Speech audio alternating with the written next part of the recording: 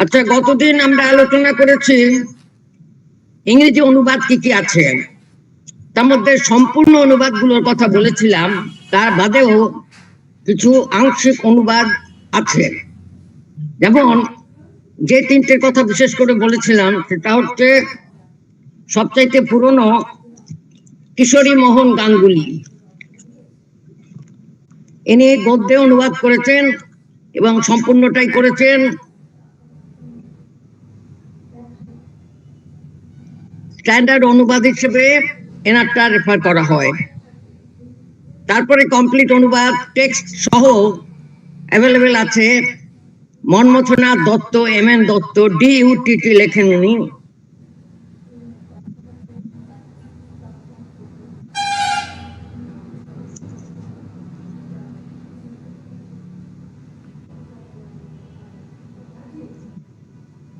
মনমথনাথ দত্ত, এটা 9 ভলিউমে available text সহ, কিন্তু যেমন বলেছিলাম মুদ্রণ প্রমাদ আছে ইত্যাদি। আর সব থেকে প্রামাণ্য ক্রিটিক্যাল এডিশন, BRI এর ক্রিটিক্যাল এডিশন ফলো করে বিবেক দেবরায় 2010 থেকে 2014 পর্যন্ত 10 খণ্ডে পাওয়া গেছে। এরপরেও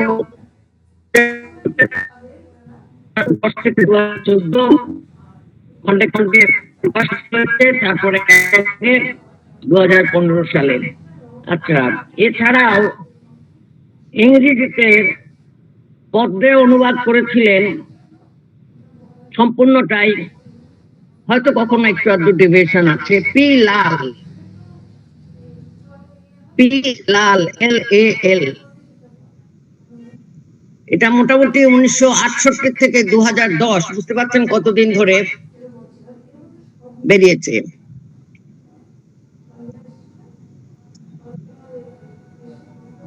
আর কিশোরী মোহন গাঙ্গুলির অনুবাদ প্রকাশিত হয়েছে 19 শতাব্দীর শেষে, একেবারে 1883 থেকে 1896। এছাড়া সংক্ষিপ্ত সারানুবাদ বা সারার্থের ইংরেজি রূপায়ণ, এই চারটে ছাড়া সারার্থের ইংরেজি রূপায়ণ, মানে সম্পূর্ণটা নয়, পূর্ণাঙ্গ নয়, এটা পেঙ্গুইন ক্লাসিক্স থেকে বেরিয়েছিল। জন ডি স্মিথ, জন JOHN, ডি মানে ডিটা হচ্ছে সংক্ষেপ করে D full stop, Smith,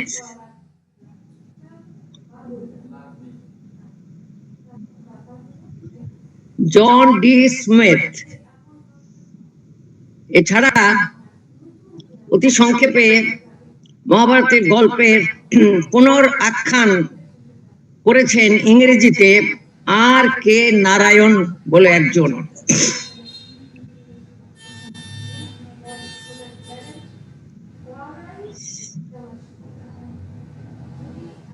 P লালের অনুবাদের মধ্যে, যেহেতু তিনি নিজে বড় সাহিত্যিক ছিলেন, তার কাব্য রসাস্বাদন অনেক বেশি করা যায় পি লালের পদ্যানুবাদে, ইংরেজিতে পদ্যানুবাদ।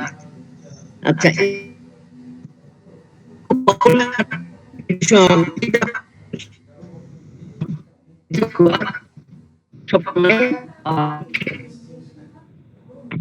এবার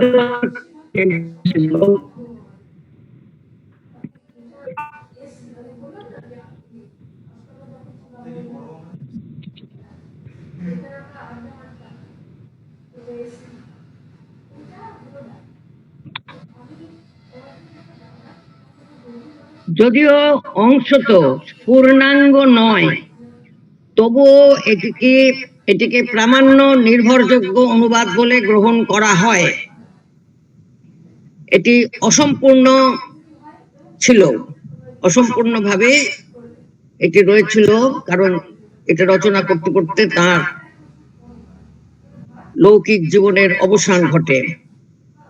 গোড়ার দিক থেকে কয়েকটি পর্বের মাত্র অনুবাদ করতে পেরেছিলেন ইনি। এর নাম J for John, A, B, JAB, VAN, ছোট হাতের VAN, JAB 1, বুইটেনেন, BUITENEN। যদিও এটা অংশত, কিন্তু এটা খুবই স্কলারলি কাজ। সাধারণত আপনারা এমনি নর্মাল রেফারেন্সে বুইটেনেনের নামটা খুবই পাবেন। এবারেও বাঙালি পণ্ডিত, বিশিষ্ট মানুষ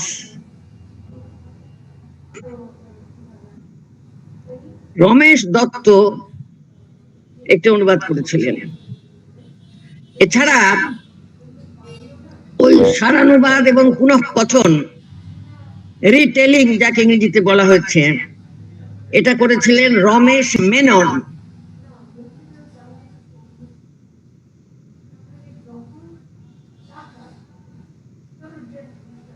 রমেশ মেনন আধুনিক কালের উপযোগী।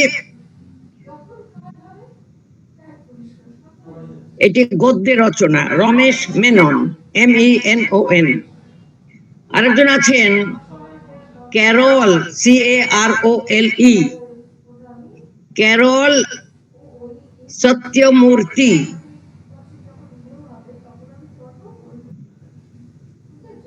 ইনি পদ্যে অনুবাদ করেছেন।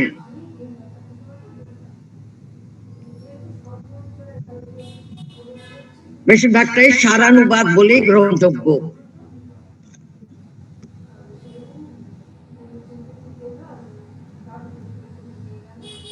কিছু আছে বলছি।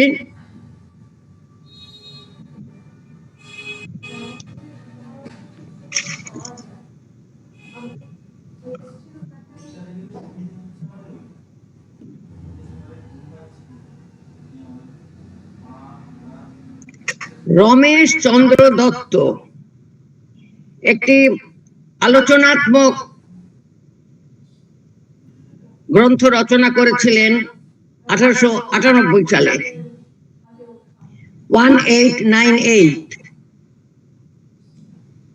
এবং ইনি পদ্যে করেছিলেন। এটি সারানুবাদ, সংক্ষিপ্ত।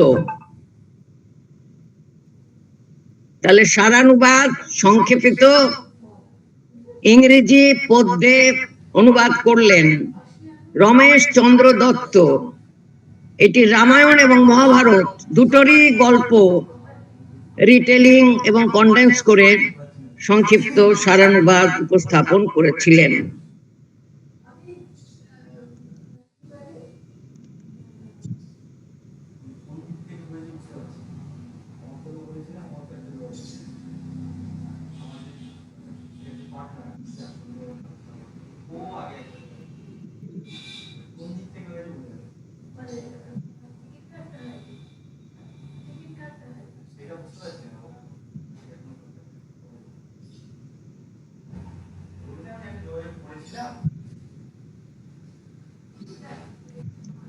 আচ্ছা, আরেকটি বিশেষ উল্লেখযোগ্য বিষয় হলো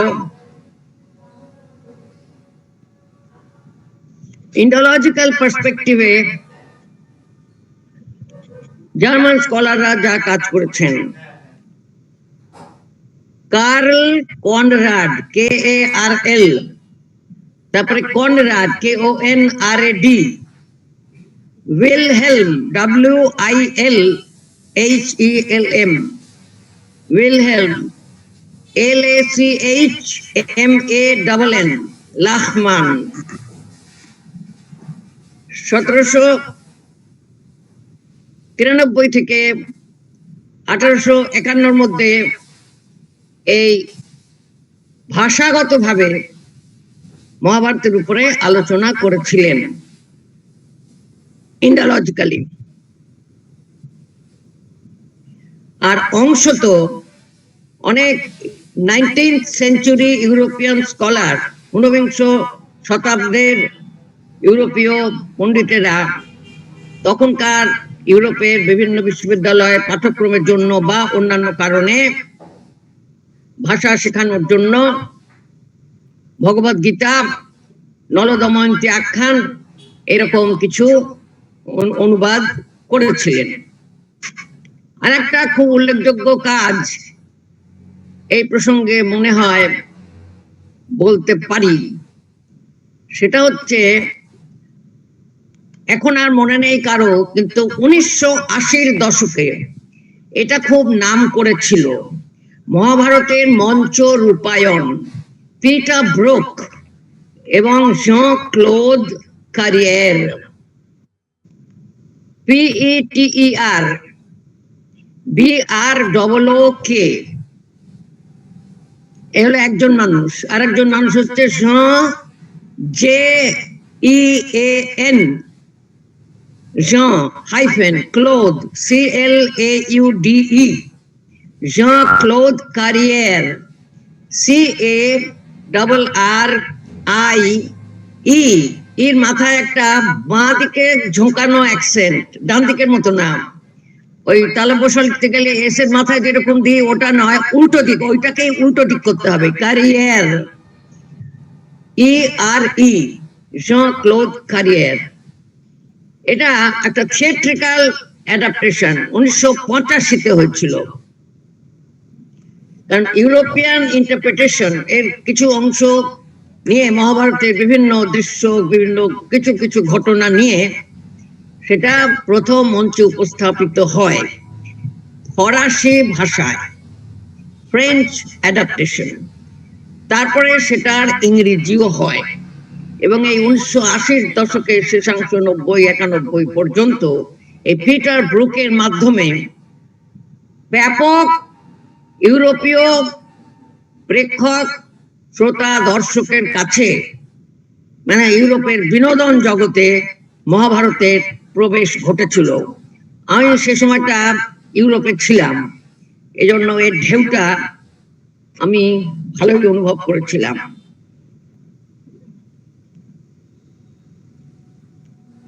এটা হলো 1985-র পর থেকে।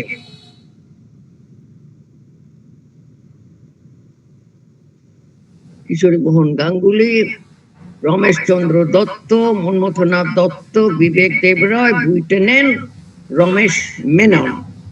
আচ্ছা, রমেশ মেননের ওইটা বেরিয়েছে 2004 সালে।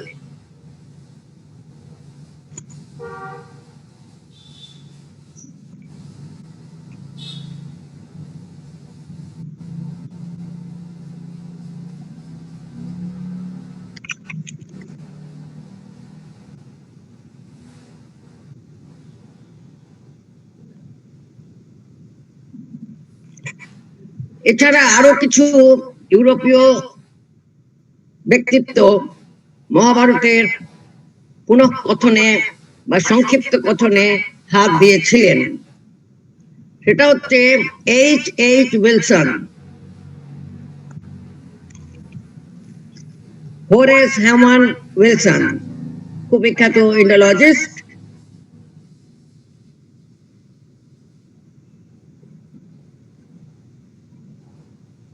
তিনি আংশিক, অংশত কিছু কিছু অংশের বিশ্লেষণ এবং আংশিক অনুবাদ করেছিলেন।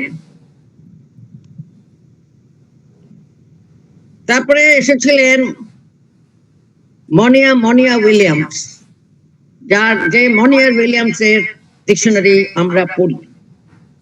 এর নামটা বেশিরভাগ মানুষই ভুল লেখেন, উইলিয়ামস মনিয়ার নয়, ওনার পদবিটা হচ্ছে Monier Williams, MONIER Williams, WILLIAMS, Monier Williams. আর কমা মানে ফার্স্ট নেম হচ্ছে মনিয়ার, আবার মনিয়ার উইলিয়ামস। যেমন ফ্রেডরিশ ম্যাক্সমূলারের নাম বেশিরভাগই ভুল লেখেন। হ্যাঁ, মুলার ম্যাক্স লেখেন, সেটা করবেন না। ওনার নামটা হচ্ছে ফ্রেডরিশ আর পদবিটা হচ্ছে ম্যাক্স মুলার। ইনিও এই মনিয়ার উইলিয়ামস 1863 সালে এপিক পোয়েট্রি বলে তিনি একটি আলোচনা করেছিলেন। সেখানে ওভারভিউ, সামারি এবং কিছু কিছু সিগনিফিক্যান্ট পোর্শন অফ মহাভারত অনুবাদ করে ইউরোপীয় পাঠকের কাছে উপস্থিত। এরকমই ছোট অংশ তো অনুবাদ করেছিলেন ঊনবিংশ শতাব্দে, late 19th century, Indian epics এর উপরে এক্সটেন্সিভলি বিভিন্ন আলোচনাত্মক রচনা প্রকাশ করেছিলেন জে.সি. C, OMAN। ওমান আরব অঞ্চলের মধ্যপ্রাচ্যের একটি দেশ, সেই বানানটাই জে.সি. ওমান।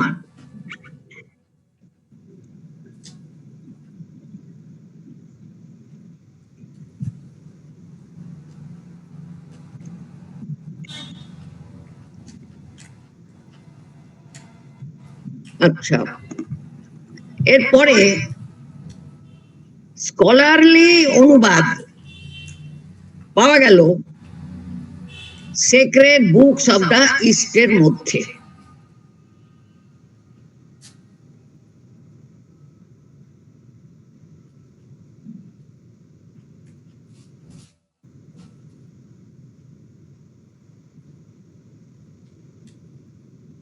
ডব্লিউ ম্যাক্সমূলার, ইনি আরেকজন মানুষ।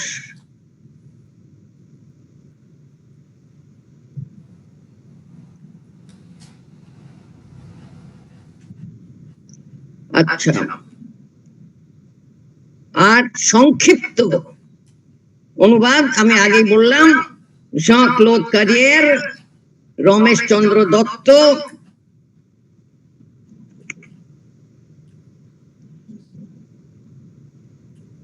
কিশোরী মোহন গাঙ্গুলি বলেছে আগে, মনিয়া উইলিয়ামস,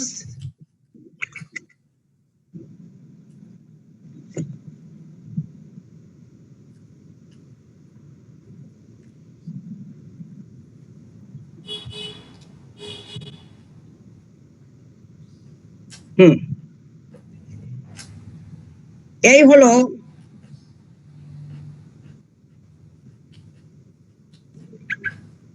ইংরেজি অনুবাদের বিবরণ। ম্যাডাম যদি কিছু বলেন আমি শুশ্রূষু।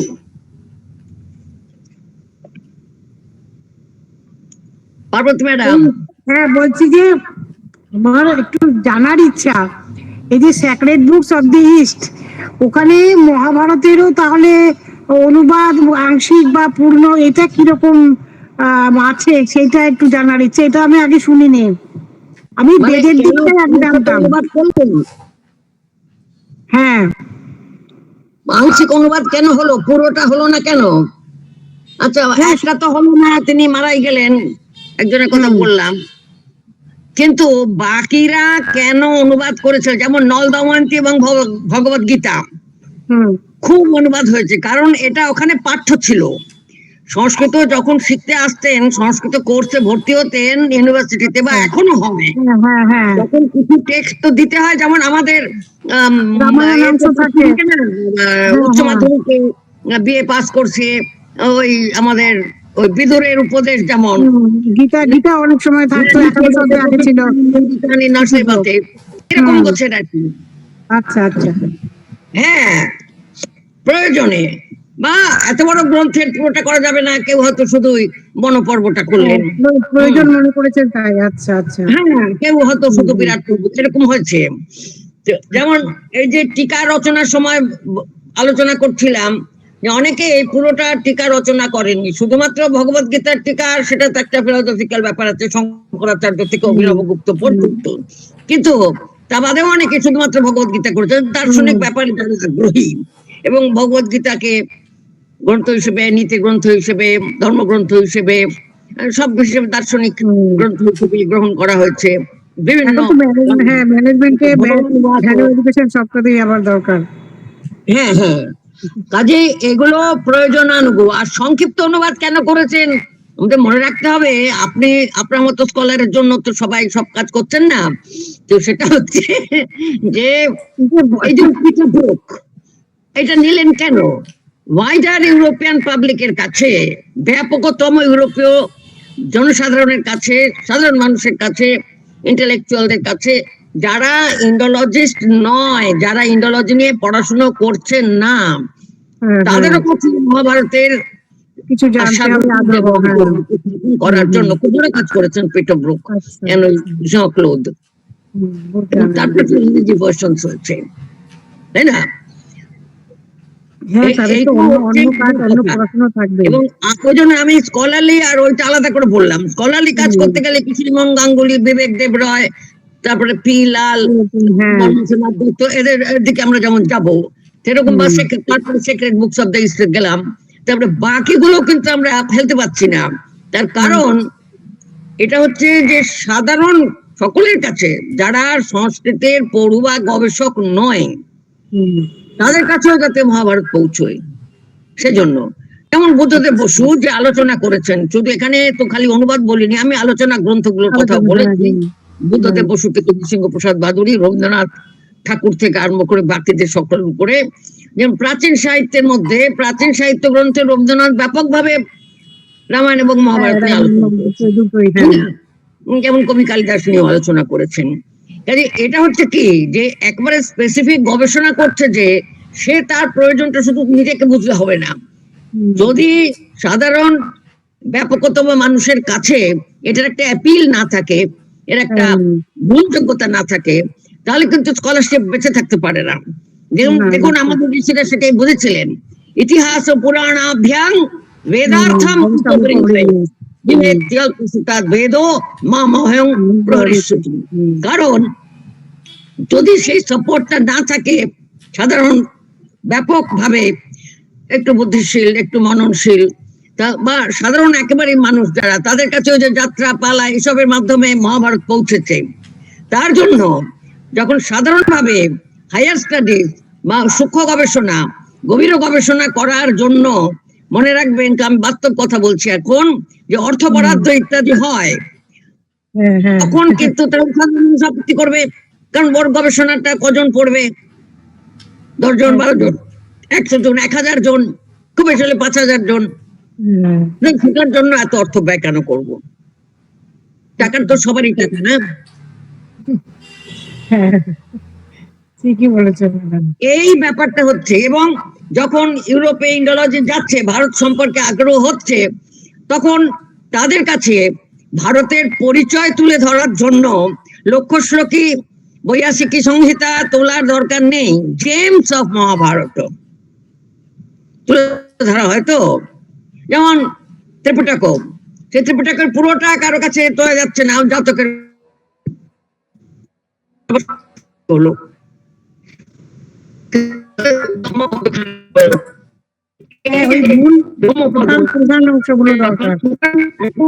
সাধারণ ভাবে পরিচয় করাবার জন্য যে উদ্দেশ্য, পারপাসটা কি, এজন্য স্টাইল আলাদা আলাদা হয়ে যাচ্ছে।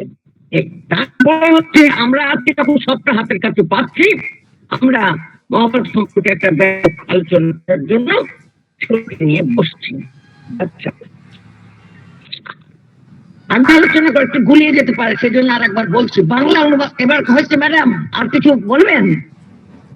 ঠিক আছে, বুঝিয়ে দিয়েছেন তো আপনি। হ্যাঁ, আচ্ছা, এবার বাংলা অনুবাদের মধ্যে একটু ফিরে আসছি আবার। এখন একটা বলেছিলাম কবীন্দ্র পরমেশ্বর, যিনি আসলে ছিলেন পরমেশ্বর দাস, তিনি মহাভারত রচনা করেছিলেন, মানে রচনাই করেছিলেন। কার? তখন ওই যে সুলতান ছিলেন আর বাংলায় রাজত্ব করছিলেন পরাগল খান। আচ্ছা, সেই পরাগল খানের নির্দেশে তিনি মহাভারত রচনা করেন। তারপরে সেজন্য ওনার মহাভারতকে পরাগলি মহাভারত বলেও অনেক সময় উল্লেখ করা হয়। এটা খেয়াল করতে হবে যে পরাগলি মহাভারত কি। আচ্ছা,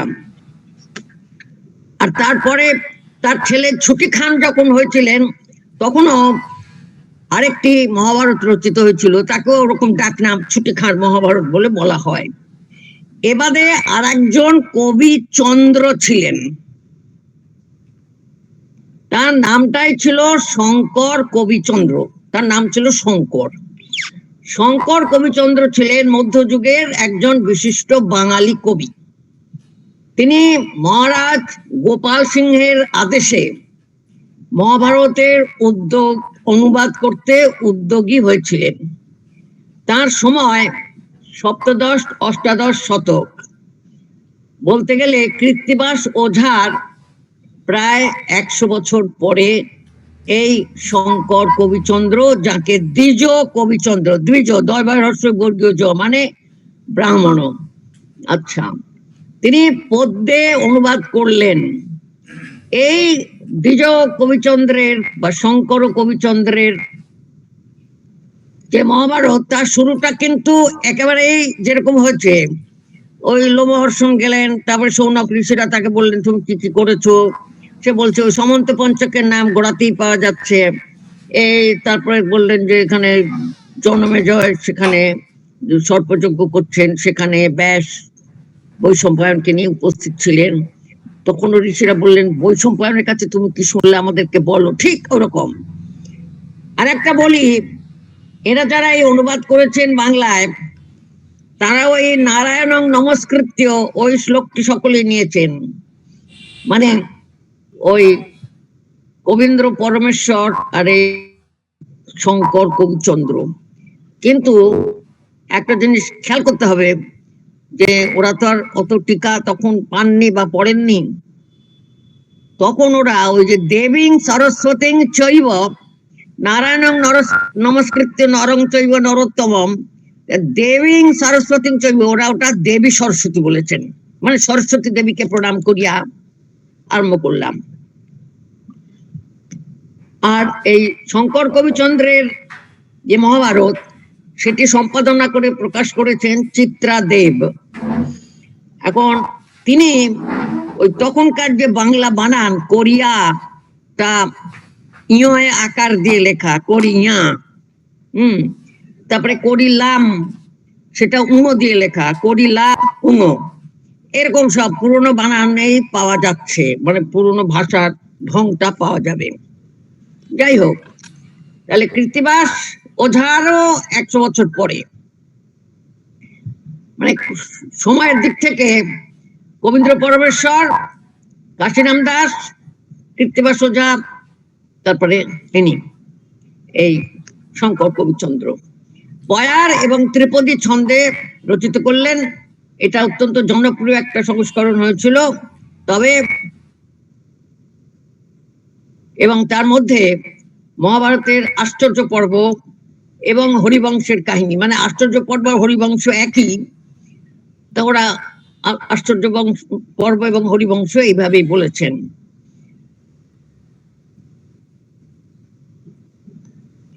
আসলে তার পিতার নাম ছিল মুনিরাম চক্রবর্তী। এই সাঁওতাল উনি হলেন শঙ্কর চক্রবর্তী। এই শঙ্কর চক্রবর্তী মল্ল রাজার কাছ থেকে, মানে এরা রাঢ়বঙ্গের কবি বোঝা গেল, যেমন আমরা ওইখানে সঞ্জয় পেয়েছিলাম শ্রীহট্টের সুনামগঞ্জের, এরা হলেন রাঢ়বঙ্গের। মল্ল রাজার কাছে কবিচন্দ্র উপাধি লাভ করেছিলেন। কৃত্তিবাসের রামায়ণের পরেই প্রাচীন বাংলা সাহিত্যের, মানে এখন তো ক্লাসিক্যাল নাম হয়ে গেছে, তাহলে ক্লাসিক্যাল বাংলা সাহিত্যের এই কবি খুবই বিশিষ্ট স্থান অধিকার করে আছেন।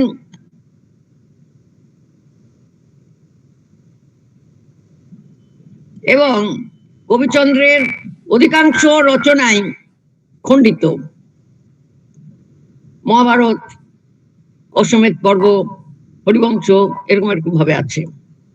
আচ্ছা, এছাড়াও এই কবিচন্দ্র অন্যদের সম্পর্কে যেমন আর জানা যাচ্ছে না তারা আর কোনো কাব্য রচনা করেছিলেন কি না, এই কবিচন্দ্র কিন্তু আরো কিছু কাব্য রচনা করেছিলেন। একটি রামায়ণ রচনা করেছিলেন, অনাদি মঙ্গল নামে একটি কাব্য রচনা করেছিলেন, শিবমঙ্গল নামে একটি কাব্য রচনা করেছিলেন, এবং গোবিন্দ মঙ্গল বা ভাগবত রচনা করেছিলেন। তার মহাভারতের, মানে এই কবিচন্দ্রের মহাভারতের পুঁথি বেশিরভাগই বাঁকুড়া বিষ্ণুপুর অঞ্চলে, মানে মালভূম বা মল্লভূম অঞ্চলে পাওয়া গেছে।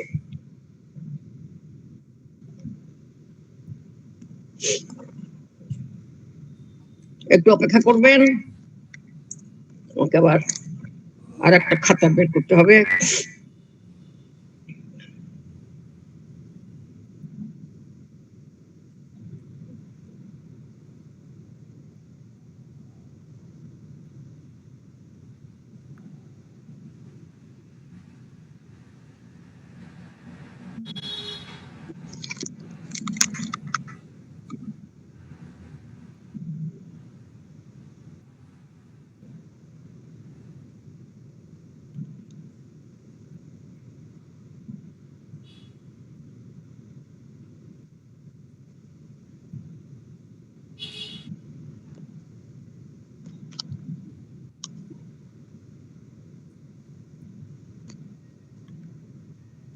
হ্যাঁ,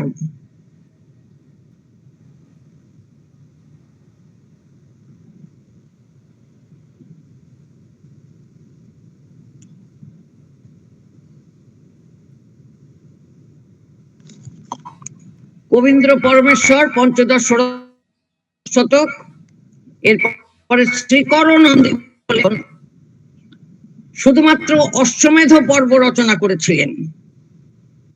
তারপরে কাশিরাম দাস ষোড়শ শতক, পদ্যে পূর্ণাঙ্গ মহাভারত।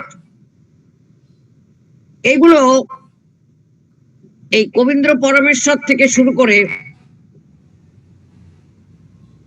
শ্রীকরনন্দী, কাশিরাম দাস, এরা নিজস্ব মহাভারত রচনা করেছিলেন।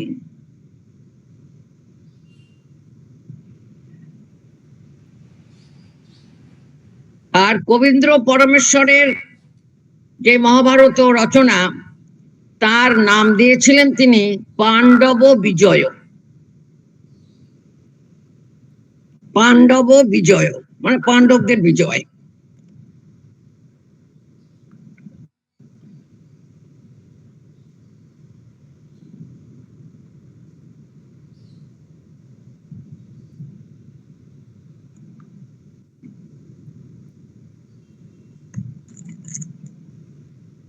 একটু অপেক্ষা করবেন।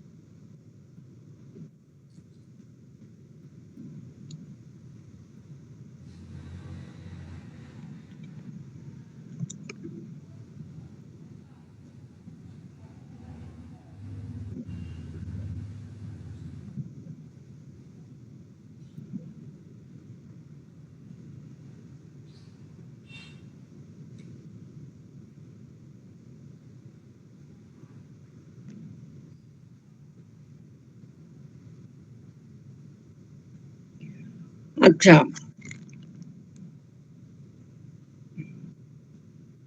কাশিরাম দাস সপ্তদশ শতকের গোড়ার দিকে, কিন্তু 18 পর্বে রচিত মহাভারতের মানে 18 পর্বের গ্রন্থ মহাভারতের প্রথম 4টে পর্ব রচনা করেই আর বাকিটা তিনি রচনা করতে পারেননি। একটি বিষয় শ্লোক আছে, বিশিষ্ট শ্লোক, আদি সভা বন বিরাটের কত দূর, ইহা রচি কাশিরাম কাশিদাস গেলা স্বর্গপুর।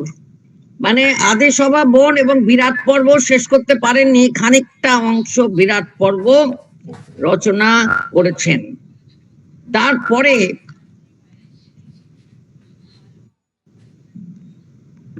এটা সকলেই লক্ষ্য করেছেন, যদিও তিনি মূল মহাভারত, তাকে বলা হয় তিনি মূল মহাভারতকে অনুবাদ করেছেন, কিন্তু বহুদিন ধরেই সেটা আর বলা যাচ্ছে না এবং বলা ভুল হবে এখন, কারণ প্রত্যেকেই তারপরে লক্ষ্য করেছেন এই দুই কাব্যের মধ্যে, এই দুই গ্রন্থের মধ্যে প্রচুর পার্থক্য লক্ষ্য করা গেছে। এবং আদি সভা বন বিরাট পর্বের খানিকটা রচনা করেই তারপরে আর করতে পারেননি। পরবর্তী কিছু অংশ তার ভ্রাতুষ্পুত্র নন্দরাম রচনা করেছিলেন বলে অনুমান করা হয়। বাংলা মহাভারতের ইতিহাসে তিনি সর্বপ্রথম বাঙালিয়ানা সৃষ্টি করেছেন বলে সমালোচকেরা বলেন।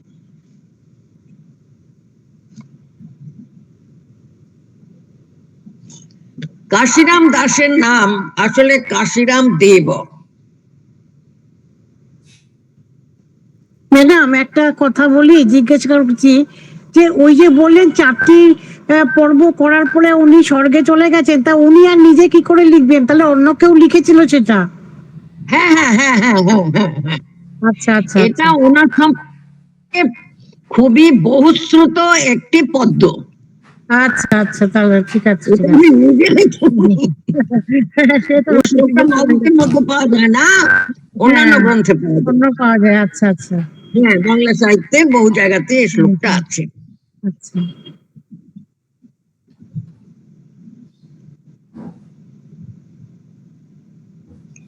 এজন্যই এই আলোচনাটা করতেই হচ্ছে যে কাশিরামের নামে প্রচলিত 18 পর্বের বিরাট মহাভারতের কতটুকু তার নিজস্ব রচনার, কতটা তার ভ্রাতুষ্পুত্র বা জামাতা এদের সংযোজনা, যদি বলো নন্দরাম, সেটা অন্য কবি সেটা নির্ণয় করা খুবই কঠিন।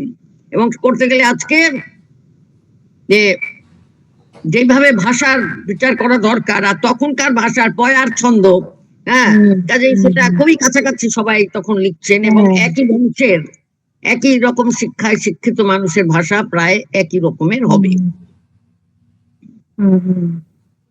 এবং অনেকেই একথা বলেছেন যে কাশিরাম অনেকের গৌরব নিজে আত্মসাৎ করে কবি খ্যাতির পূর্ণ ঐশ্বর্য লাভ করেছেন, এমন কথাও আবার কেউ কেউ বলছেন। পুরো মহাভারতের নন্দরামের কথা কেউ শোনে না, কিন্তু কাশিরাম দাসের কথাই সবাই বলছেন।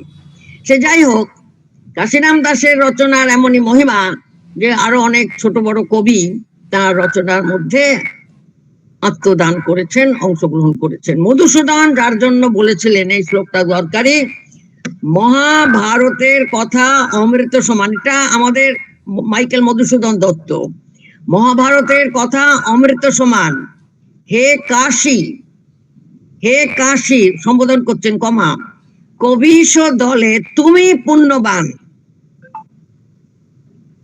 সাধারণভাবে আমরা শ্লোকটা শুনি, মহাভারতের কথা অমৃত সমান, কাশিরাম দাস কহে শুনে পুণ্যবান। এটা মানে কাশিরাম দাস কহে, কমা যে শোনে সে পুণ্যবান হয়। এটা মহাভারতের মধ্যে কাশিরাম দাসের লেখনীতেই আছে, কাশিরামের কলমেই আছে। আরে কিন্তু মধুসূদন দত্ত তাকে বললেন, হে কাশী, কবিশ দলে শ্রেষ্ঠ কবিদের মধ্যে তুমি পুণ্যবান। এই এবং তিনি তার এটাকে বলেছিলেন ভারত পাঁচালী। কবীন্দ্র বলেছেন যেমন পরমেশ্বর, পাণ্ডব বিজয়। আচ্ছা,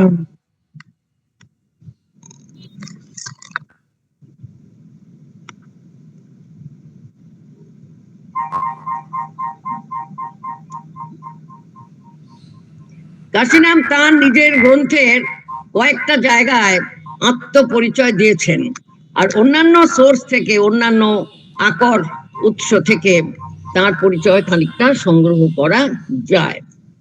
আচ্ছা, তারা 3 ভাই ছিলেন, কৃষ্ণদাস, কাশিরাম, গদাধর দাস। কাশিরামের অগ্রজ এবং কনিষ্ঠ অর্থাৎ কৃষ্ণ গদাধর, তাদেরও কাব্য পাওয়া গেছে। এদের কিছু কুলপঞ্জিও অনেক জায়গাতে পাওয়া যায়। কোন কোন পুঁথিতে আত্মপরিচয় দিয়েছেন। ইন্দ্রাণী নামে একটা দেশ ছিল ভাগীরথীর তীরে, সেখানে কায়স্থ কুলে জন্ম নিয়েছিলেন সিঙ্গি নামের গ্রামে। তাহলে ইন্দ্রাণী অঞ্চলের অন্তর্গত সিঙ্গি গ্রামে তাদের বাস। এখন এই ইন্দ্রাণী জায়গাটা যে কোথায় ছিল তাই নিয়ে নানা বিতর্ক। এখন কবির জন্ম হয়েছিল কায়স্থ বংশে। প্রিয়ঙ্কর দাসের পুত্র হলেন সুধাকর, সুধাকরের পুত্র হলেন কমলাকান্ত, কমলাকান্তের 3 সন্তান, কৃষ্ণদাস, কাশিরাম, গদাধর। কৃষ্ণ পাদ পদ্মে মধুকর হবার জন্য মধ্যম পুত্র কাশিরাম ভারত পাঁচালী রচনা করলেন। তাহলে ভারত পাঁচালীটা কি? কাশিরাম দাসের মহাভারত। এখন আর এক জায়গায় আবার পাওয়া যাচ্ছে গুরু এবং শিক্ষকের নাম। হরিহরপুর গ্রাম, সর্বগুণ ধাম, পুরুষোত্তম নন্দন, মুখটি অভিরাম। অর্থাৎ মুখটি বংশের অভিরাম হচ্ছেন তার গুরু। কাশিদাস বিরচিল তাঁর আশীর্বাদে, সদা চিত্ত রহে যেন দ্বিজ পাদ পদ্মে।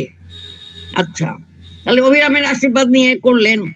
আবার এক জায়গায় পাওয়া যাচ্ছে যে তার নাম আসলে কাশিরাম দেব।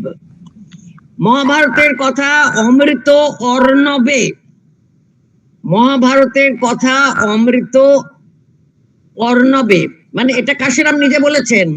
ওই অভিরামের যে শ্লোকটা সেটাও কাশিরামের নিজের রচনা, যে গুরু ছিলেন অভিরাম ও মুখটি হরিহরপুর গ্রামে। মহাভারতের কথা অমৃত অর্ণবে, মানে অমৃতের সাগর। পাঁচালী প্রবন্ধে, এই প্রবন্ধ মানে কম্পোজিশন, পাঁচালী প্রবন্ধে মানে ভারত পাঁচালী। তাহলে তার তো হবার মূল অনুবাদ হবার দরকার নেই, বা আক্ষরিক অনুবাদ হবার দরকার নেই, এবং এগুলো সবই পাঠ পাঁচালী যাত্রা পালার জন্য খুবই উপযোগী। পাঁচালী প্রবন্ধে কহে কাশিরাম দেবে, অমৃত অর্ণবে পাঁচালী প্রবন্ধে কহে কাশিরাম দেবে। কিন্তু 3 ভাই, এই কাশিরাম দেব, কৃষ্ণদাস দেব, গদাধর দেব, এইভাবে প্রায় নিজেদের নাম বলেননি। তারা বৈষ্ণব ছিলেন বোঝা যাচ্ছে। কি করলেন?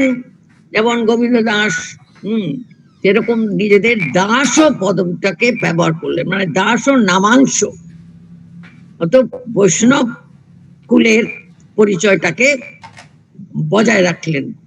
সুতরাং আমরা তাকে কাশিরাম দাস বলেই জানি। কাশিদাসী মহাভারত বলছি, ওনার পদবী ছিল দেব, এবং এই কায়স্থ বংশের দেব।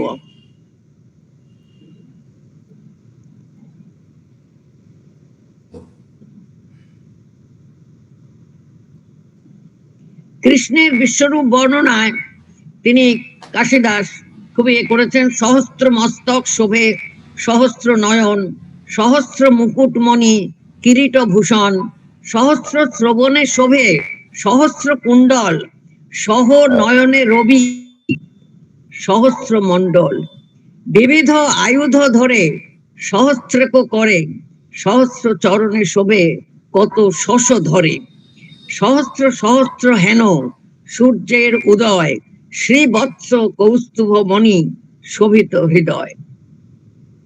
ভগবদ্গীতা আছে অনেক বক্ত্র নয়ন, অনেক অদ্ভুত দর্শনম, অনেক দিব্যাভরণং, দিব্যা মে কোদ্যোতায়ুধম।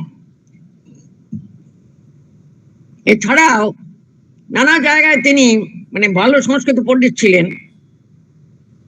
বিশ্ববৃক্ষপি সংবর্ধীয় স্বয়ং ছেত্তুমাসাম প্রথম, এই শ্লোকটা তিনি বাংলায় কি সুন্দর করেছেন কাশিরাম দাস। আপন অর্জিত যদি বিষবৃক্ষ হয়, কাটিতে আপন হস্তে সমুচিত নয়। এবং বহু জায়গাতেই তিনি কৃষ্ণ ভক্তির কথা বারবার করে উচ্চারণ করেছেন। কাশিরামের নামে আরো কিছু গ্রন্থের পুঁথি পাওয়া গেছে, সেগুলো তার নিজেরই রচনা নাকি অন্য কিছু, এটা এখনো পর্যন্ত কেউ বলতে পারছেন না। যেমন সত্যনারায়ণের পুঁথি, স্বপ্ন পর্ব, নল পর্ব, নলোপাখ্যান, নলোপাধ্যায়, এই সমস্ত, মানে উপাখ্যান লিখতে গিয়ে বোধহয় উপাধ্যায় হয়ে গেছে। কিন্তু এই রচনাগুলির মান মহাভারতের কাছাকাছি বা সমতুল্য আদৌ নয়।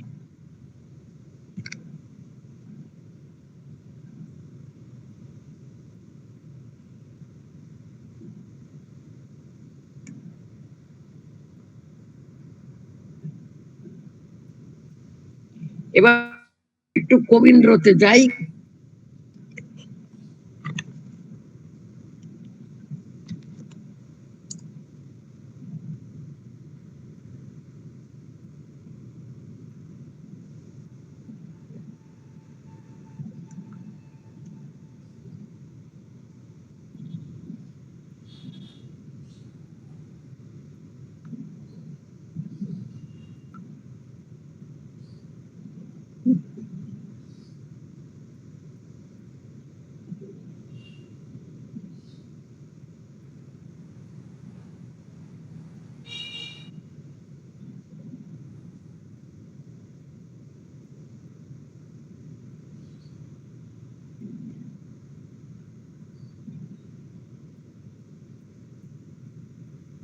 কবীন্দ্র পরমেশ্বর হুগলির সপ্তগ্রামের বলন্দ গ্রামে বাসিন্দা ছিলেন।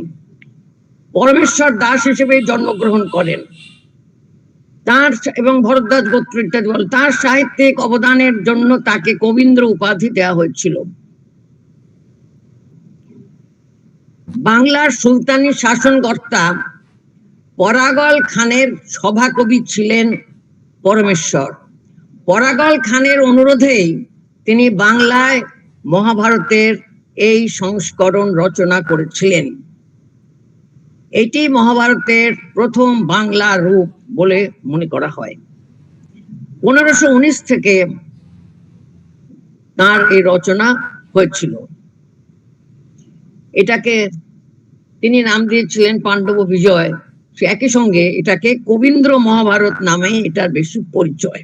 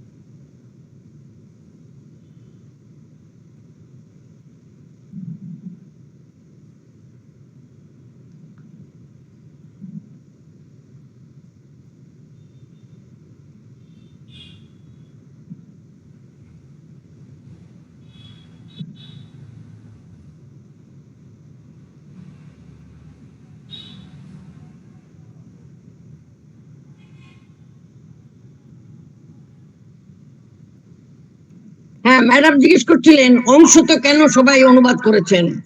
যেমন এই যে শ্রীকরনন্দী তিনি শুধুমাত্র অশ্বমেধ পর্ব রচনা করলেন।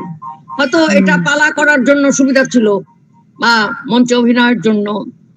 অনেক অ্যাকশন, ওইকে আটকে দিচ্ছে, ঘোড়াকে আটকাচ্ছে, যুদ্ধ হচ্ছে, কোথায় কে যাচ্ছে, এগুলো ঘটনা, হ্যাঁ ঘটনাগুলোর জন্য আরো বেশি হয়তো হবে। হ্যাঁ, ঘটনার ঘন ঘটা বেশি। এখনকার ভাষায় অ্যাকশন প্রধান, কাজে এই জিনিসগুলোর দিকেও মনে রাখতে হবে।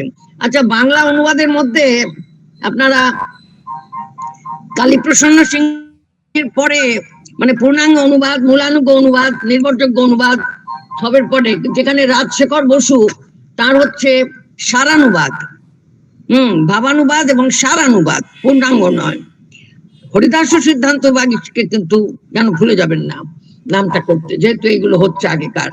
হরিদাস সিদ্ধান্ত বাগীশের কথা বর্তমানে সকলেই জানছেন এবং বলছেন, কাজেই হাতেই রয়েছে।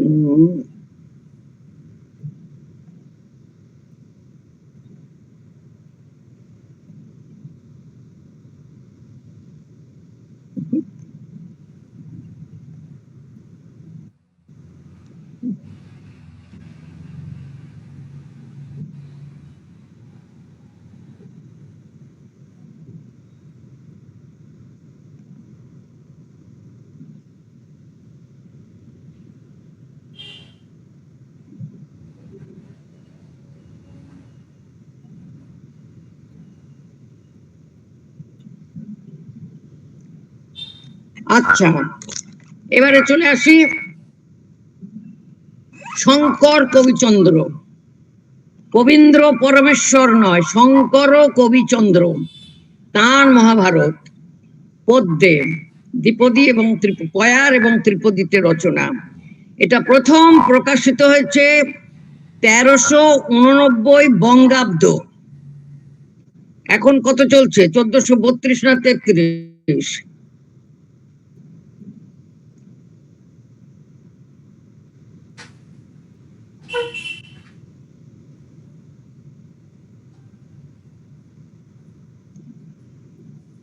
বলছি না কেন, এখন 32। 32 তো? হ্যাঁ,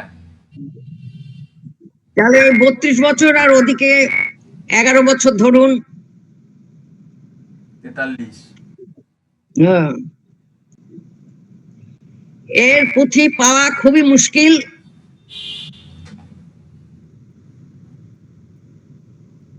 এবং কোন জায়গাতে সমগ্র মহাভারতের পুঁথি পাওয়া যায়নি, যদিও এই এই কবিচন্দ্রের মহাভারতে 18 পর্বই আছে।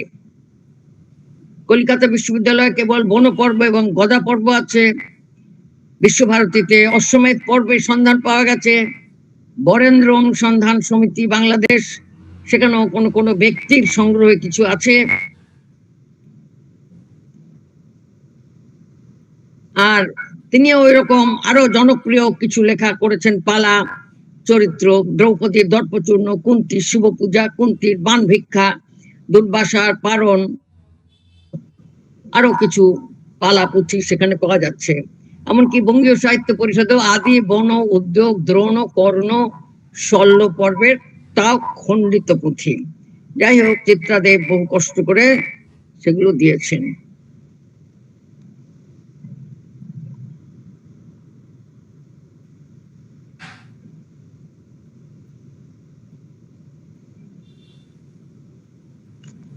মহাভারতের প্রাচীনতম, সকলেই কেন যে অনুবাদক লেখেন,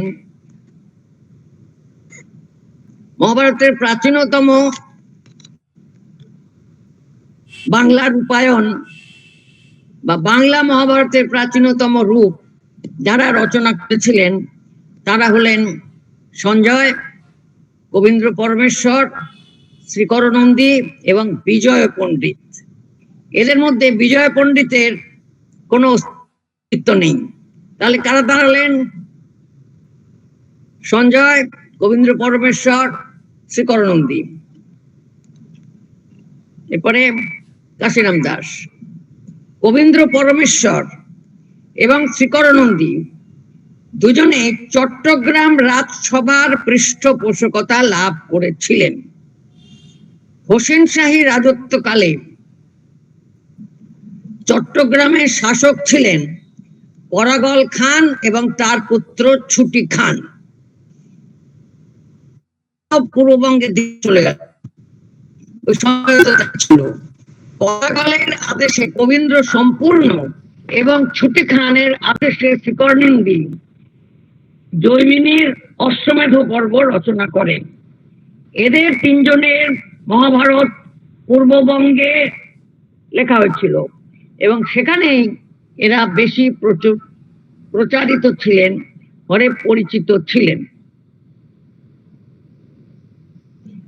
পশ্চিমবঙ্গে লেখা প্রথম মহাভারত কাহিনী হলো রামচন্দ্র খানের অশ্বমেধ পর্ব। সেটা জৈমিনী সংহিতার আদর্শে রচিত। এই জৈমিনীর কথা সঞ্জয়ের ভারত প্রসঙ্গে বলেছিলাম। কাশিরাম দাসকে ব্যাপকভাবে মহাভারত রচয়িতা বলে, মানে এখন আর অনুবাদক বলছি না, গ্রহণ করা হয়। যদিও সেই কাশিরাম নামে মানে কত টাকার রচনা সেটা নিয়ে সন্দেহ। তিনি প্রায় চারটে পর্ব লোকান্তরিত হলে অন্যান্য কবিরা বাকি অংশ রচনা করেন এবং সেটাকে একটি কাশিদাসী সংহিতা বলা যেতে পারে। কাশিদাসী মহাভারতে নিত্যানন্দের নারী পর্ব, নন্দরামের দ্রোণ পর্ব, রঘুনাথের অশ্বমেধ পর্ব, জিত ঘটকের মুসল পর্ব যুক্ত হয়েছে। ওই নন্দরামের কথা আগে যেটা বললাম, পরবর্তী গবেষণায় আরো পাওয়া যাচ্ছে যে আরো অনেক কবি এখানে এসেছেন যার কথা মধুসূদন দত্ত বারবার করে বলেছেন। এবং সব পর্বেই কিন্তু ফণিতায় মানে কলফনে, পুষ্পিকায়, ওই অন্তর্বর্তী পুষ্পিকা পর্বের গোড়ায় এবং শেষে কাশিদাসের নামই বলা আছে। যেমন করে কাশিরাম দাস ভণিতা করে গিয়েছেন সেটাই তারা করেছেন। এখন কাশিরাম দাসের পরবর্তীকালে সম্পূর্ণ মহাভারত সংক্ষেপে রচনা করলেন। খেয়াল করবেন, সম্পূর্ণ মহাভারত সংক্ষেপে। কাশিরাম দাসের সম্পর্কেও সেই কথাই বক্তব্য, রবীন্দ্র পরমেশ্বর সম্পর্কেও সেটাই। মল্লভূমের কবি শঙ্কর কবিচন্দ্র বৈষ্ণব অধ্যুষিত বিষ্ণুপুরের মল্ল রাজাদের পৃষ্ঠপোষকতায় একাধিক ধর্মগ্রন্থের অনুবাদ এবং অসংখ্য পৌরাণিক পালা রচনা করে এই কবি শঙ্কর খুবই জনপ্রিয় হয়েছিলেন। মধ্যযুগের এত অধিক সংখ্যায় গ্রন্থ রচনা অন্য কোনো কবির পাওয়া যায় না। মহাভারত ছাড়াও তিনি রামায়ণ, অনাদি মঙ্গল থেকে কাণ্ড,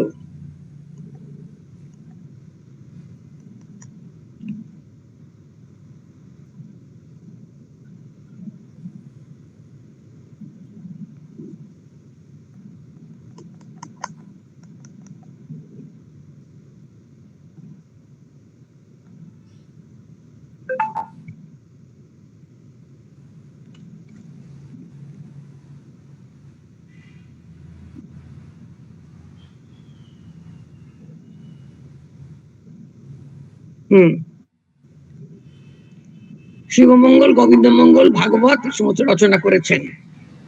এই জন্য কবিচন্দ্রের পুঁথি ওই দক্ষিণ পশ্চিম রাঢ়বঙ্গে হওয়ার জন্য ওড়িশা এবং বিহারের কিছু অঞ্চলে পাওয়া গেছে। এছাড়াও বাংলাদেশ, অসম এবং বর্মা সীমান্তেও তার রচনার পুঁথি পাওয়া গেছে।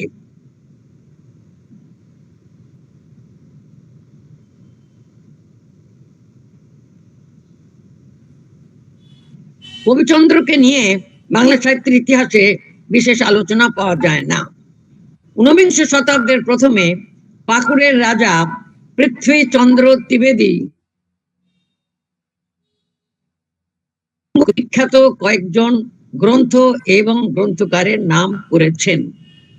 ওই পাকুড়ের রাজা পৃথ্বীচন্দ্র ত্রিবেদী 1806 খ্রিস্টাব্দে গৌরীমঙ্গল রচনা করেছিলেন। সেই গৌরীমঙ্গল কাব্যে তিনি কবিচন্দ্রের গোবিন্দমঙ্গলের কথা বলেছেন। পৃথ্বীচন্দ্র ওই পাকুড়ের রাজা কবি কৃত্তিবাস, কাশিদাস, মুকুন্দরাম, ভারতচন্দ্রের সঙ্গে কবিচন্দ্রের উল্লেখ বারবার করেছেন। তাহলে কবিচন্দ্র বিশেষ খ্যাতি সম্পন্ন কবি ছিলেন।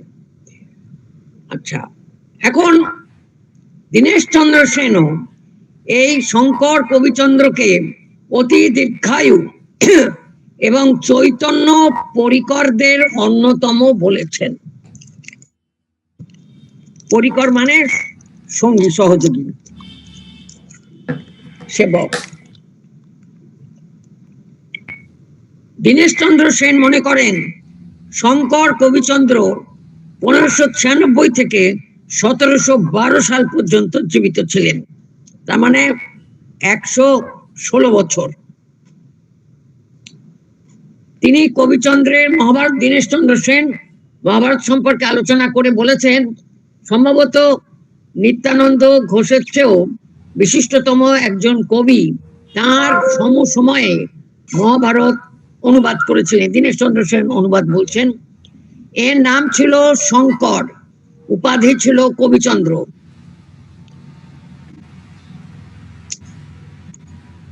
ডক্টর তমনাশ দাশগুপ্ত তার গ্রন্থে কবিচন্দ্রকে সাগর দিঘার কবি শঙ্কর বন্দ্যোপাধ্যায় রাম শঙ্করের সঙ্গে অভিন্ন বলেছেন, এটা জানা যাচ্ছে না। আবার অন্যরাও কবিচন্দ্র সম্পর্কে কিছু আলোচনা করেছেন। শঙ্কর এবং কবিচন্দ্র ভিন্ন ব্যক্তি, এ সমস্ত কথাও পাওয়া যায়।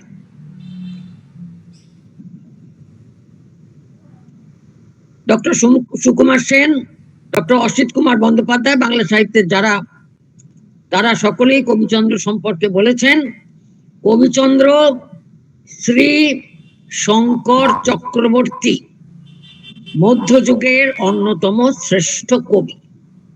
তাহলে ওর নাম শঙ্কর, আগে বললাম মুনিরাম চক্রবর্তী, ওটাই প্রামাণ্য।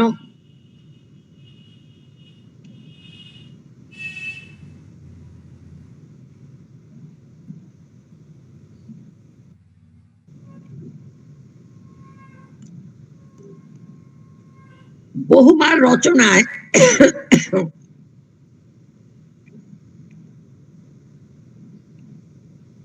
শঙ্কর তার বাসস্থানের কথা বলেছেন।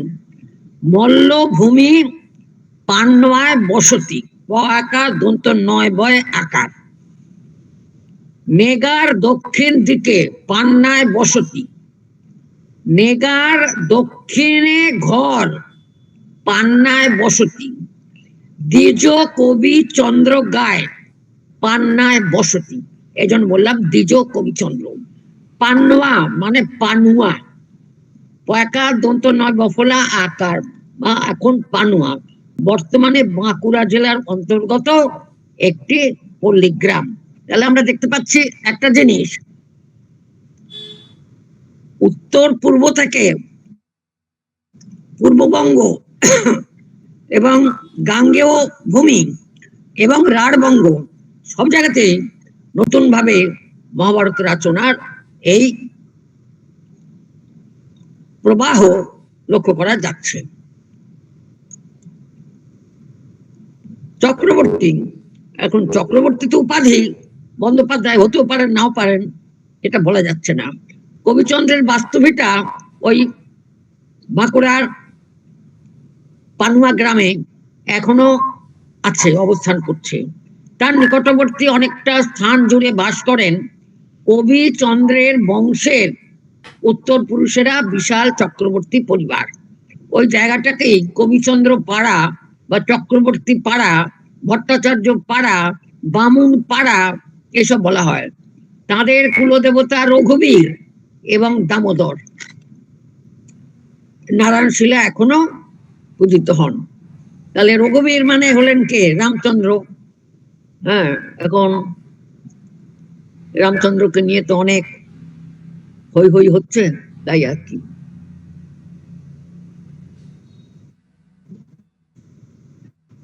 আর কবিচন্দ্রের মানে মেয়ের ঘরের না মুখোপাধ্যায় এই কবিচন্দ্রের রচনা পুঁথি সংগ্রহ করে বিভিন্ন জায়গায় দিয়েছেন।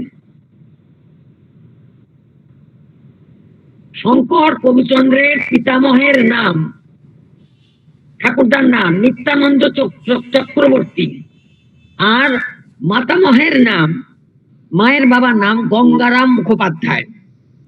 গঙ্গারাম পানুয়া নিবাসী ছিলেন এবং প্রবল প্রতিপত্তিশালী ব্যক্তি ছিলেন। কবিচন্দ্র শঙ্কর এক জায়গায় লিখেছেন, মাতামহ মহাশয় দ্বিজ গঙ্গারাম দোর্দণ্ড প্রতাপান্বিত স্বগ্রামেতে নাম। বনপর্বের এক জায়গায় পাওয়া যাচ্ছে। এক জায়গায় বলছেন বনপর্বের, গঙ্গাধরের পাদপদ্ম ভরসা আমার, তোমা বিনে ভবার নবে কে তরিবে আর।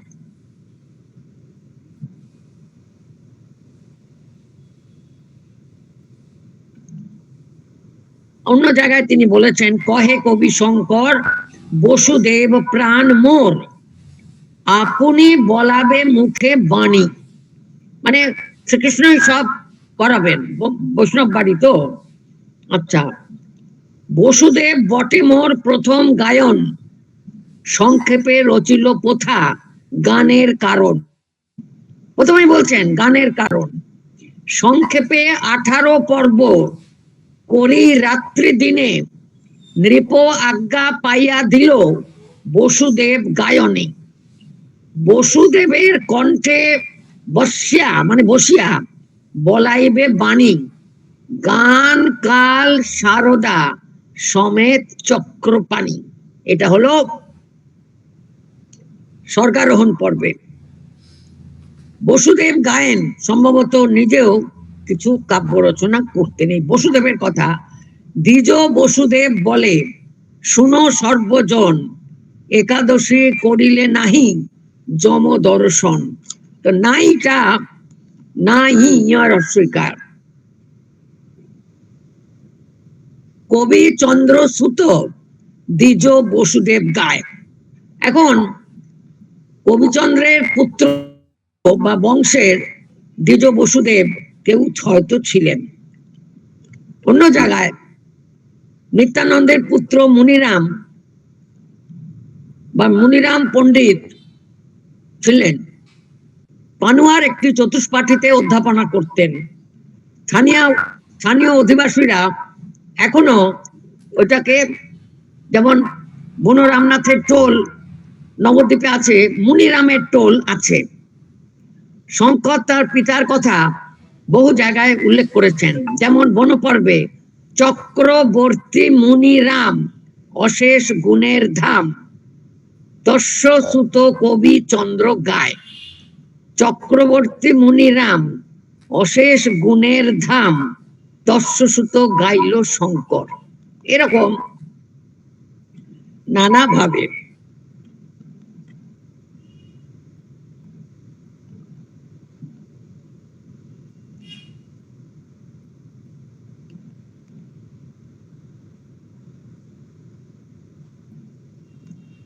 এছাড়াও আছে ভণিতায়, দ্বিজ কবি চন্দ্র গয়, পুত্র শোক যার হয়, মরিলে নাহিক তাপ ঘুচে, দারুণ পুত্রের শোকে বুঝাইয়া হারিল লোকে, কবিচন্দ্র চক্রবর্তী জানে। গদা পর্ব, আদি পর্ব। কবিচন্দ্র মহাশয় জ্যেষ্ঠ তার তনয়, চক্রবর্তী কথক চন্দ্র গায়। কবিচন্দ্রের সুত, দন্তস্বর সুত মানে পুত্র, দ্বিজ কুঞ্জে বসি গায়, অদ্ভুত শ্রীরাম লীলা এত দূরে সার। এত দূরে যায়, এটা রামায়ণে। ভারত সাবিত্রীতে কবিচন্দ্র বলছেন,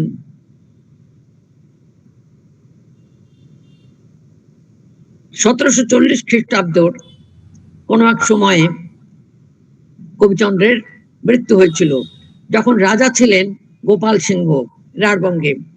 নৃপ শকে ঋষি মনু বৎসর দিবা করে, মার্গ শীর্ষে শীতে তার বিংশতি বাসরে। অর্থাৎ 1147 বঙ্গাব্দের অগ্রহায়ণ মাসের 20 তারিখে গ্রন্থ সমাপ্ত হয়। কবি মহাভারতের সমাপ্তির সময় নির্দেশ করেছেন, তার মানে তার মহাভারত কবে রচনা করা শেষ হয়েছিল? 1147 বঙ্গাব্দের অগ্রহায়ণ মাসের 20 তারিখে।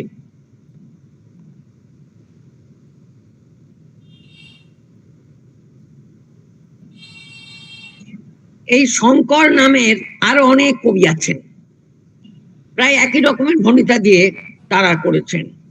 যেমন শঙ্কর আচার্য, শঙ্কর ব্রহ্মচারী, গঙ্গা বন্দনা, মানে ওই সবই মল্লভূমের লোকেরা।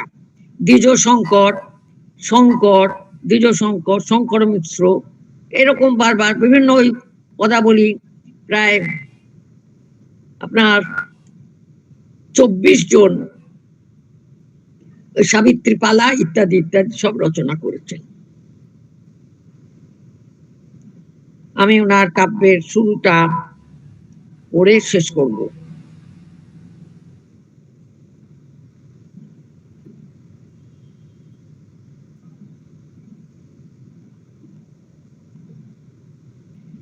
এরাও এই যে তিনি রচনা করছেন, ভারত মহাভারত দুরকম নামই দিয়েছেন।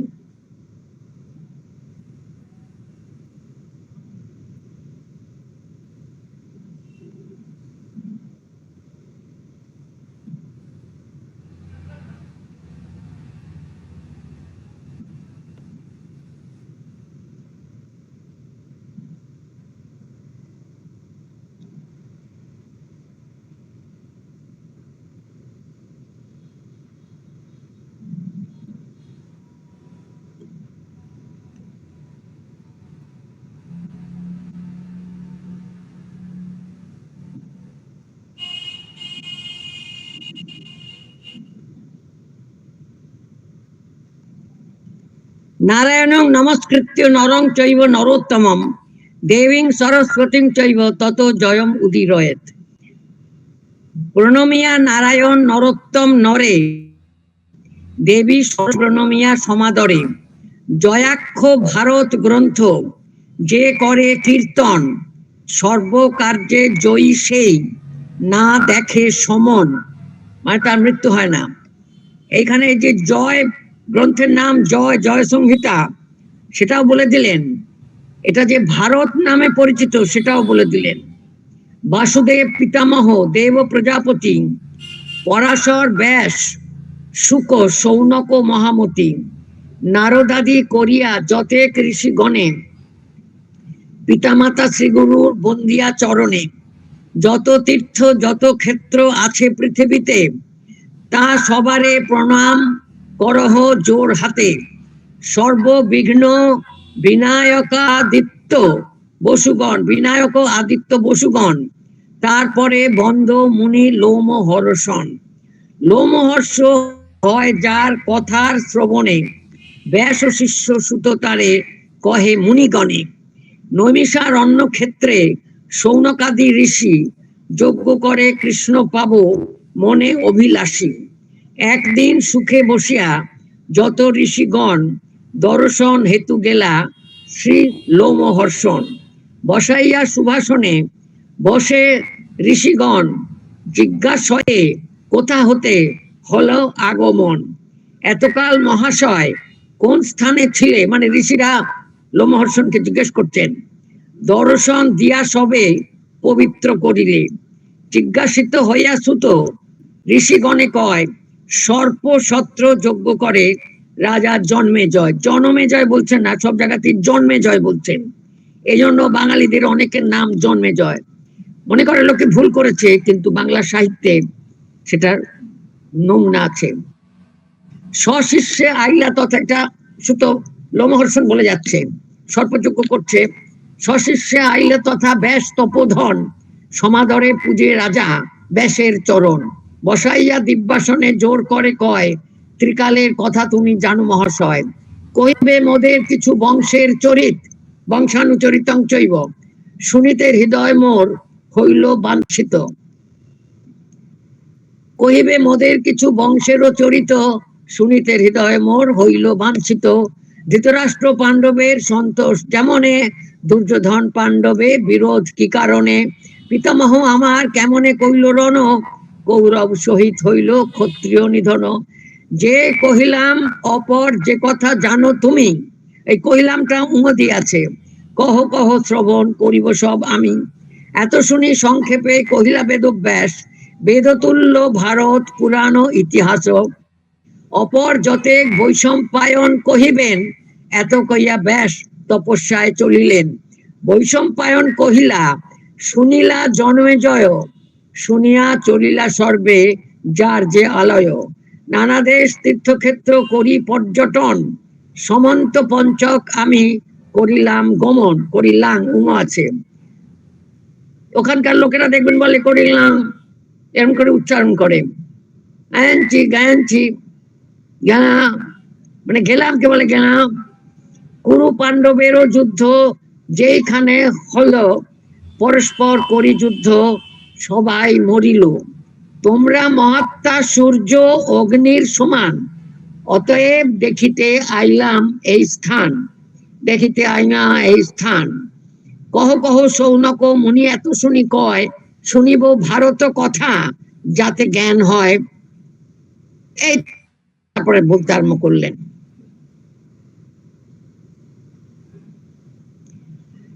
এখন শেষকালে দেখুন এখান এই অংশটা শেষ হচ্ছে।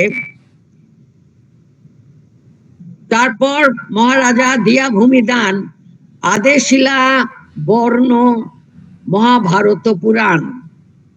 দেখতে পাচ্ছেন আমাদের মূল শাস্ত্রের সবকটা কথা এখানে আছে। মহাভারত যে পুরাণের একটা বিশেষ ভাগ, ইতিহাস পুরাণের একটা অংশ। শ্রী গুরু বৈষ্ণব পদ করিয়া ভাবনা, দ্বিজ কবি চন্দ্র কইল ভারত বর্ণনা। এই জন্য এখানটা পড়লাম, মূল মহাভারতের কথা শুনি। ওই বললেন, জন্মে জয় রাজা প্রতি বৈষম্পায়ন কয়, কহিব ভারত কথা শুনো মহাশয়। বাচ্যমান ভারত যেবা করয়ে শ্রবণ, পুষ্কর তীর্থের জলে কি কাজ সেবন। জয়াক্ষ ভারত গ্রন্থ থাকে যার মনে, হস্তগত জয় তার সবে সমাদরে। এরকম চললো আর কি। মানে যতগুলো মহাভারতের নাম আমরা সবকটাই এখানে পাইলাম। আমি আজকে এখানেই বন্ধ করছি। আর আমার আর পড়ানোরও বিশেষ কিছু নেই, কারণ আমরা যে সিলেবাস তৈরি করেছিলাম, জানি না আপনারা পেয়েছেন কিনা। আপনারা কি পেয়েছেন?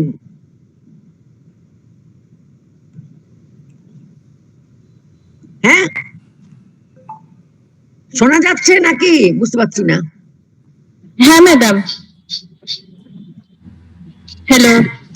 হ্যাঁ, আপনারা শুনতে পাচ্ছেন তো? এতক্ষণ যে বললাম। হ্যাঁ হ্যাঁ হ্যাঁ আমরা শুনতে পেয়েছি ম্যাডাম। হ্যাঁ আমরা সিলেবাস পেয়েছিলাম। কি পেয়েছেন? হ্যাঁ সিলেবাস পেয়েছিলাম। পেয়েছিলেন? হুম। আচ্ছা, আমি সিলেবাসটা খুলছি, দাঁড়ান। এটা আমার এটা যন্ত্রের মধ্যে আছে, ওটাকে যন্ত্রটা খুলতে হবে। দাঁড়ান। তবে আপনি যদি আপনারা কি একটু গ্রুপে আরেকবার যদি পাঠিয়ে দেন সুবিধা হতো। মানে আমার ফোনটা একটু ফরম্যাট হয়ে যাওয়ার সমস্যা হয়ে গেছে।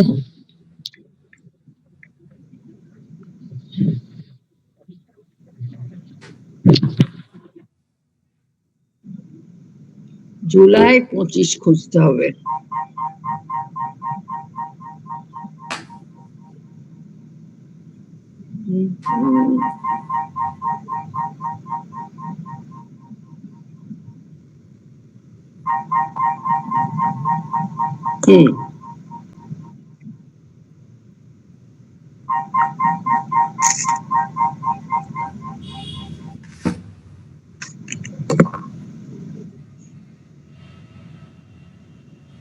আচ্ছা,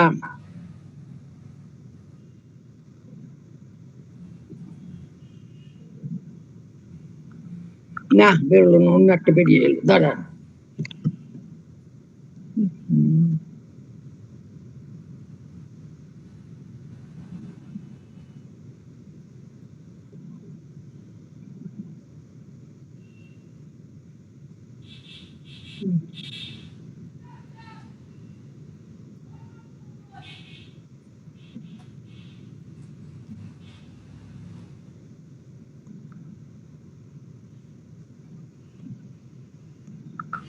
এতগুলো মহাভারতের কোর্স হয়েছে, এক একটা বেরিয়ে আসছে উল্টো পাল্টা। ম্যাম আমার কাছে লেখা আছে, বলছি যদি বলেন তাহলে 1 ঘন্টা পরে গ্রুপে দিতে পারবো।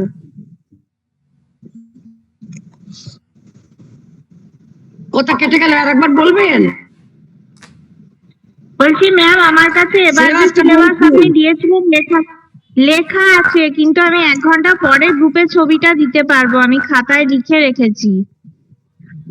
বুঝতে পেরেছি, বলছি তো। আচ্ছা ঠিক আছে। কোর্স তো চলে আসছে। আচ্ছা, পেপার 1 সেকশন 1, মহাভারতের নেমিং অফ মহাভারত, বৈয়াসিক মহাভারত, শাস্ত্র বিভাগ বিদ্যা, পুরাণ ইতিহাস, meaning of the words etcetera etcetera হয়েছে। এটা হয়ে গেছে, পড়িয়েছি। The country of Kuru, origin of Kuru clan, origin of Kurukshetra holy place, Bharata war between the Kauravas and the Pandavas or within the Kuru clan, battlefield Kurukshetra, the country is Bharatvarsha, critical composition of narrative structure of the Mahabharata and Valmiki's Ramayana, the purpose of creating Mahabharata available in internal evidence, মানে মহাভারতের মধ্যে যা পাওয়া গেছে, reduction and stages of growth of Mahabharata, 3 stages of narrative, speakers, etc. etc. এটা হলো paper 1 section 2। Paper 1 section 2 3 নম্বর point হচ্ছে social life, socio religious life revealed in Mahabharata, মানে বোঝাচ্ছি Mahabharata, condition of women, women's participation and role in royal. এটা আমি পড়াবো না, এটা অদিতি ভট্টাচার্য পড়াবেন, ডক্টর অদিতি ভট্টাচার্য। আচ্ছা, পেপার 2 সেকশন 1 কনসেপ্ট অফ ধর্ম, রাজধর্ম, ধর্মযুদ্ধ, এটা কি পড়ানো হয়েছে? হ্যাঁ, ওমা কেউ কথা বলে না। না ম্যাডাম, কিছু হয়নি এটা। না না, ধর্ম, রাজধর্ম, ধর্মযুদ্ধ, শান্তি পর্ব পড়া হচ্ছে তো, সেখানে কি এটা আলোচনা হয়েছে?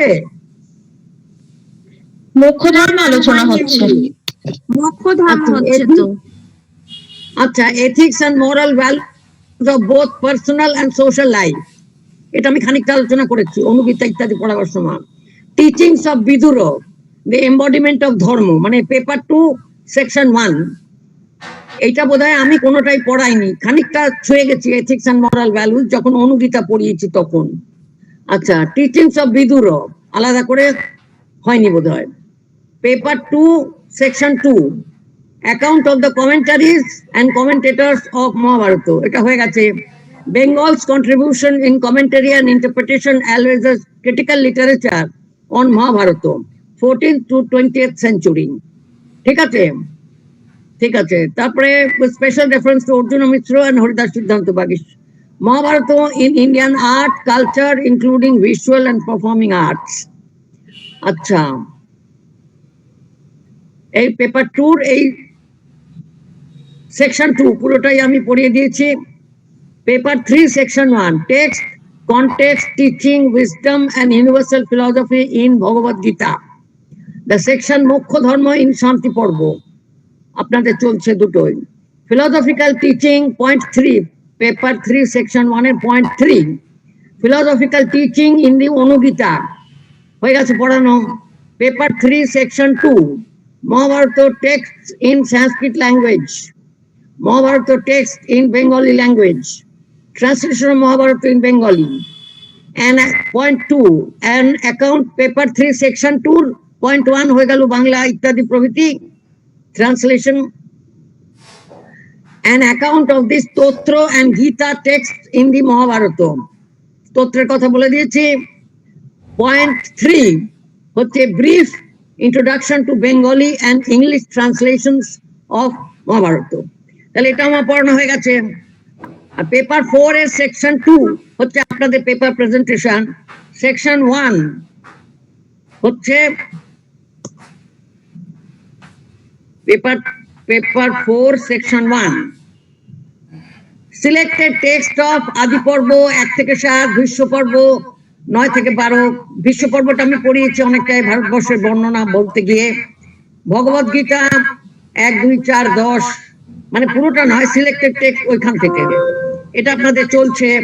প্রজাগর পর্ব টিচিংস অফ বিদুর, এর আগেও একটা টিচিংস অফ বিদুর গেছে, এই টেক্সট অন্যরা পড়াবেন, আমি পড়াবো না। পোয়েটিক ইমেজারি পয়েন্ট 2, ওই টেক্সটের পরে poetic imagery in the Mahabharata, aesthetic excellence and rasa in the Mahabharata, এটা আমি পড়িয়ে দিয়েছি। আমার আর পড়ানোর কিছু নেই, আপনারা লিখে নিন। পেপার 4 সেকশন 1 টেক্সট পড়াবেন, অন্য কেউ, আমি তাদের নাম স্যারকে দিয়েছি। পেপার 3 সেকশন 2 পুরোটাই আমি করিয়ে দিয়েছি। পেপার 3 সেকশন 1 ভগবদ্গীতা মুখ্য ধর্ম চলছে। পেপার 3 সেকশন 1 পয়েন্ট 3 অনুগীতা আমি করিয়ে দিয়েছি। পেপার 2 সেকশন 2 পয়েন্ট 1, 2, 3 সবটাই আমি করিয়ে দিয়েছি। কমেন্টারি, কমেন্টেটর, বাংলা, ইংরেজি অনুবাদ, আর্ট, কালচার সব। আর পেপার 2 সেকশন 1, পেপার 2 সেকশন 2 পুরোটা করে দিলাম। আর ইত্যাদি পেপার 2 সেকশন 1, ধর্ম, রাজধর্ম, মরাল ভ্যালু, বিদুরের টিচিং, ওটা টেক্সটেও আছে, ওটা একসঙ্গে যিনি করাবেন তিনি করিয়ে দেবেন। আর পেপার 1 সেকশন 2, মহাভারতের উদ্দেশ্য, ইতিহাস ও পুরাণাভ্যাং, বেদং সমুপলিং হয়ে স্টেজেস অফ গ্রোথ হয়ে গেছে। তাহলে পেপার 1 সেকশন 2 পয়েন্ট 1 and 2 আমি করিয়েছি। পয়েন্ট 3 সোশ্যাল লাইফ, উইমেন, এগুলো ম্যাডাম অদিতি ভট্টাচার্য করাবেন। আর পেপার 1 সেকশন 1 পুরোটাই করেছি পয়েন্ট 1, 2, 3, 4, 5। নামকরণ, শাস্ত্রের বিভাগ, বিদ্যা, প্রকৃতি, ইতিহাস, পুরাণ, কুরু বংশ এবং কুরুক্ষেত্র, ভারত যুদ্ধ, কুরুক্ষেত্র পূর্ণভূমি, দেশের নাম ভারতবর্ষ, আর narrative structure of Mahabharata and Valmiki Ramayana. এটা হয়ে গেছে। এখন যদি বলেন যা আমি করিয়েছি তার মধ্যে কোনোটা আর একবার রিভাইজ করতে হবে, সেটা বলতে পারেন, না হলে আমার ক্লাস আমি শেষ করলাম আজকে।